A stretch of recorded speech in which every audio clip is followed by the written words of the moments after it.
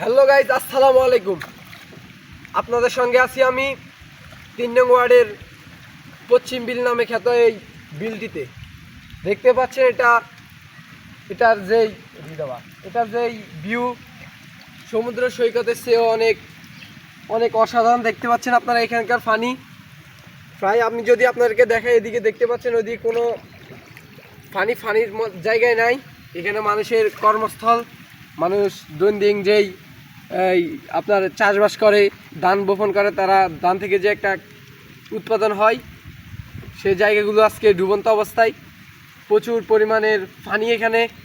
আপনাদেরকে যদি আমি একটু দেখাই, এখানে নেমে দেখতে পাচ্ছেন 1 মাঝারও বেশি পানি এখানে এখানে গোসল ওইদিকে দেখা প্রচুর পরিমাণ জায়গা। এখানে অনেক মানুষ তাদের কৃষির উপর নির্ভর করে তাদের জীবিকা চালায়, কিন্তু এখানে আজকে পানি যে পরিমাণ, এবারের সবগুলো ফসল নষ্ট হয়ে গেছে। মানে ফসল উৎপাদন করার মতো কোনো অবস্থান নেই। প্রচুর পরিমাণ পানি, প্রায় অনেক বছর পর এই পানি দেখা পেল এই গ্রামবাসী, বিভিন্ন জেলার মানুষ। এই পানি থেকে বাঁচার একটাই আকুতি সবার, আল্লাহ যেন সবাইকে রক্ষা করে। মানুষের এবারে চাষবাসের ফসল সবগুলো নষ্ট হয়ে গেছে, পরবর্তীতে কি হবে আল্লাহ ভালো জানে।